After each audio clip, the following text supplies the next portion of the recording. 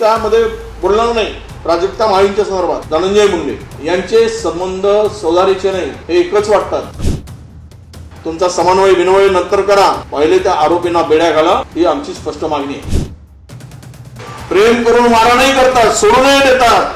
अरे कोणाला किती माया आहे, ठीक आहे तुमची परवानगी असेल 10 बायका करा, कोणाचा खून तर करू नका. आरोपी अद्यापही काही मोकाट आहेत. कोणी म्हणते आरोपीचा खून झालेला आहे, आणि जे काही तो आता सुरेश धसांनी सांगितलं तो आकाच्या वरचा पुन्हा एक बाका आहे जे सगळं वाचवतोय. तो सुद्धा अरे राजकीय राजाश्रय असल्याशिवाय या प्रकरणाला ज्या पद्धतीने हाताळलं जात आहे ती न्यायाची अपेक्षा होऊ शकत नाही, करू शकत नाही. आणि सरकार एवढी बदनामी असून शांतपणे सगळं बघत आहे. मुख्यमंत्री, दोन्ही उपमुख्यमंत्री अगदी शांतपणे या प्रकरणाला हाताळते. कुठेही स्पेशल फोर्स लावली, स्पेशल टीम लावल्यात असं आम्ही कधी ऐकलं नाही. प्रॉपर्टी जप्त केली, राहील जप्त. अनधिकृतपणे मिळवलेली प्रॉपर्टी आहे, कारण ही चोरच आहेत सगळी. यांनी खंडणी वसूल करूनच मिळालेली प्रॉपर्टी आहे, गेली काय राहिली काय, तुम्ही आरोपी शोधत नाही.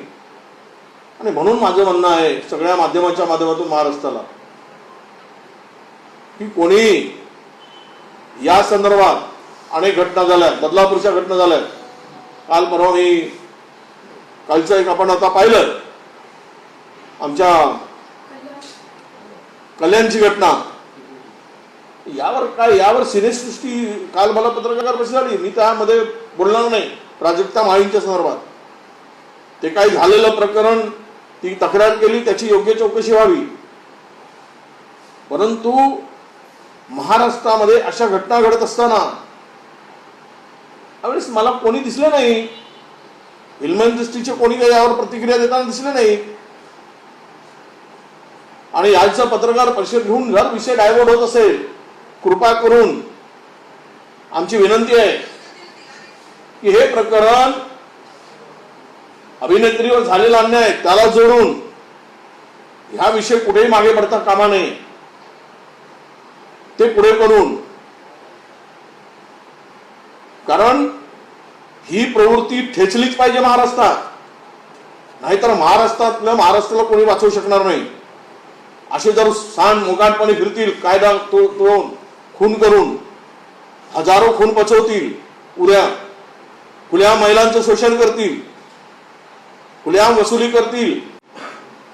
त्या जिल्ह्यामध्ये इतका भ्रष्टाचार बोकाळलेला आहे, अनधिकृतपणे जमिनी बळकवल्या आहेत. उद्योगपतींना वेटीस धरलं जातं. त्या परळीमध्ये बाहेरचा एक contractor power project thermal power मध्ये काम करू शकत नाही. 50 लाखाचं काम जिल्ह्याच्या बाहेरचा माणूस करू शकत नाही.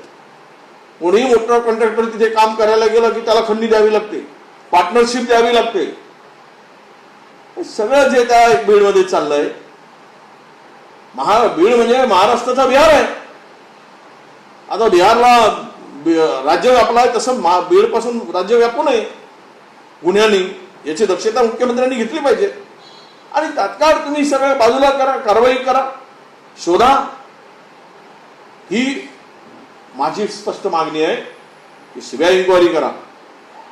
सरकारने मनात आणलं तर 24 तासामध्ये आरोपीला अटक करू शकता. आजकाल सर्व ऍडव्हान्स आमच्यापाशी सगळ्या गोष्टी आहेत, यंत्रणा आहे. कुठेही कोणी लपलो असला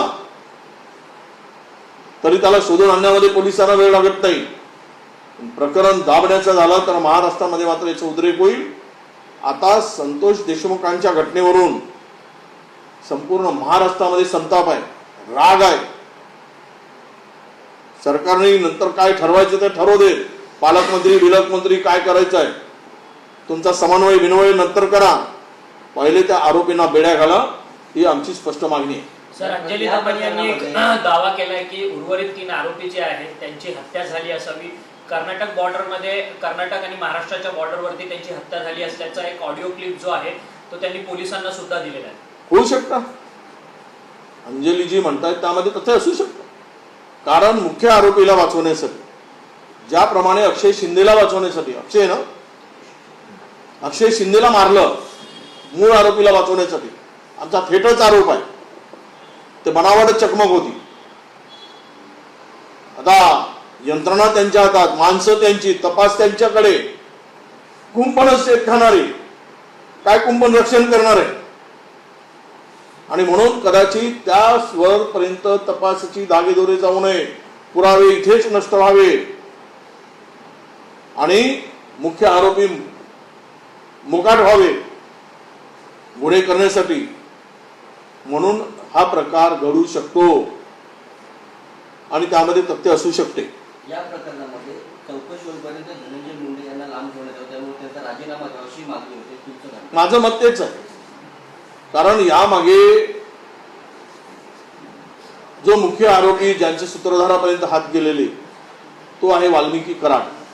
आणि वाल्मिकी कराड आणि धनंजय मुंडे यांचे संबंध सौदारीचे नाही, हे एकच वाटतात इतक्या वर्षापासून. व्यवहार सगळेच, जमिनीत पार्टनरशिप, भागीदारी अनेक ठिकाणी, यावरून त्यांचे असलेले घट्ट मैत्रीचे संबंध. त्यामुळं धनंजय मुंडेंना बाजूला केल्याशिवाय या प्रकरणात न्याय मिळेल असं वाटत नाही. हिवाळी अधिवेशनात मुख्यमंत्री म्हणाले होते की या सगळ्या संदर्भात लवकरात लवकर चौकशी केली जाईल. हिवाळी अधिवेशन संपूर्ण आता आठवडा झालेला आहे, अजूनही चौकशी कुठे पुढे गेलेली दिसत नाही, काय आरोपी पकडलेले जात नाही. काय करतायत पोलीस, काय करताय गृह खातं? दलितावर अत्याचार करताना परभणीमध्ये तुमच्या हाताला धार आली होती, जिवंत मारून टाकलात तुम्ही आणि पांघरून घातलाय त्यावर. हार्ट अटॅकने मला म्हणून सांगताय. हॉस्पिटलमध्ये मेडिकलचा रिपोर्ट, त्या दलिताचा खून गेला तुम्ही. दलितावर हात उगारताना तुमच्या हाताला लकवा मारत नाही आणि इकडे मात्र या आरोपींना पकडताना तुमच्या हाताला लकवा मारला काय? तुमचे हात कोणी बांधून ठेवलेत काय पोलिसांचे? याचा अर्थ सरळ आहे, सरकारचा पाठीराखा, सरकारच पाठीराखा असेल तर न्यायाची अपेक्षा कोणाकडून करायची? म्हणून ते भाषण केलं किंवा तुम्ही बोलला, त्यापेक्षा कृतीमध्ये महाराष्ट्राला दाखवा नव्या रूपानं, नव्या मान्यानं की मी कोणालाही पाठीशी घालत नाही असं जे तुम्ही बोलला ते दिसता कामा नये, ते कृतीतून दिसावं ही आमची अपेक्षा आहे. धनंजय मुंडे म्हणतायत की जेवढे संबंध वाल्मिकी कराड माझ्याशी आहेत तेवढं सुरेश दसरेंसोबत सुद्धा ते संबंध आहेत. सगळी चौकशी करू देत ना. धनंजय मुंडे म्हणतायत ते करू देत, सुरेश धस म्हणतायत ते करू देत, कोणाचे कोणाशी संबंध आहे ते होऊ देत. कुणाला थांबवलाय? सुरेश धसची करा तो जर म्हणत असतील तर, पण वाल्मिकी कराडाला शोधून ताना, त्याची नार्को टेस्ट करा. तो तुम्हाला सांगतो कितीतरी गुन्ह्यामध्ये तुम्हाला दिसेल, कितीतरी खुनाच्या गुन्ह्यामध्ये दिसेल. जे काही आता आमच्याकडे जी माहिती उपलब्ध होत आहे, अनेक मुलींचं शोषण त्या जिल्ह्यामध्ये झालेलं आहे, तिथपर्यंत सुद्धा धागेदोरी मिळतील. पण शोधलं पाहिजे ना. काय बोटा दाखवत आहे? त्याचा 7/12 असेल त्याचा 7/12 काढा. सुरेश धसांचा, यांचा 7/12 जसा निघाला. पण हे बोट दाखवू नका, कारवाईची अपेक्षा आहे. मंत्री कोण आहे? सर, या प्रकरणात 2 मोबाईल सापडले आहे. त्या मोबाईलमध्ये मारहाण करतानाचा व्हिडिओ देखील आल्याची माहिती तिकडचे बीडचे सीआयडी त्यांना मिळाली आहे. इतकं भयानक आहे ते. मी आपल्याला सांगतो, या 2च मोबाईल नाही, या 2 मोबाईलची निपक्ष जर पूर्ण कॉल रेकॉर्ड, व्हिडिओ सगळे तपासले, त्यातून झालेला मोठ्या बड्या माणसाशी झालेला संवाद, हे सगळं तपासलं की मुख्य आरोपीपर्यंत पोचायला पोलिसांना वेळ लागणार नाही. पण ज्या गतीनं, ज्या स्पीडने सगळं व्हायला पाहिजे, दुर्दैवानं ते होताना दिसत नाही. साल ढकलपणा दिसतोय, वेळ काढू दिसतोय. एवढा मोठा मोर्चा झाल्यानंतरही सरकार खळबळून जागा होईल अशी अपेक्षा होती, पण सरकार हातावर हात ठेवून बसलेला आहे, याचं दुःख वाटतोय. महाविकास आघाडी सरकार असताना एका प्रकरणात तत्कालीन मंत्री संजय राठोड यांचं नाव आलं होतं. त्यामध्ये नैतिकता धरत सरकारने त्यांचा राजीनामा घेतला होता. मात्र आता सातत्याने धनंजय मुंडेचं नाव आहे, महायुती सरकार नैतिकता दाखवत नाही. महाविकास आघाडी आणि महायुती सरकारमधला हाच फरक आहे. हे महाराष्ट्र विकून खातील तरी कोणी कारवाई होणार नाही. महाराष्ट्रातील खुल्या महिलांचं शोषण होईल, खून करतील तरी कारवाई करणार नाही. हे चौकशी करतील, चौकशीचा फार्स दाखवतील. आता बोलल्या आमच्या चित्राताई वाघ, त्याच्याच मंत्री, ह्या मंत्री होऊ नयेत म्हणून बोलल्या तरी मंत्री केलं गेलं. पूजा चव्हाणचा खून हा झाला होता, केला गेला, हे सर्व एव्हिडन्स पूर्ण असताना आम्ही वेळ घालवला नाही, काढून टाकलं आमचं सरकार असताना. आणि इकडे करा, अरे प्रेम करणारी असू दे, प्रेम करून मारा नाही करतात, सोडून नाही देतात. अरे कोणाला किती माया आहे, ठीक आहे तुमची परवानगी असेल 10 बायका करा, पण कोणाचा खून तर करू नका.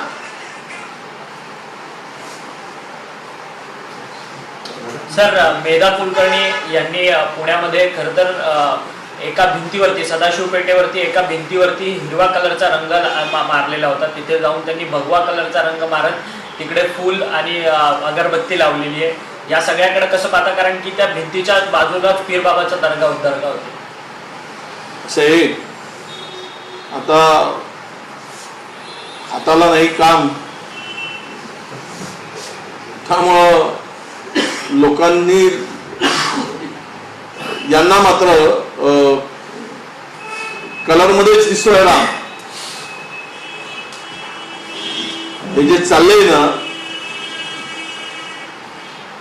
रंगावरून लोकांची डोकी बिजीट व्हायची. लोक मरू दे, उपवासी मरू देत, हाताला काम नाही, बेरोजगार मरू दे, त्यांना रंगाशी जरी नाही. हा देश रंगावरून चालवायचा, रंग में रंग.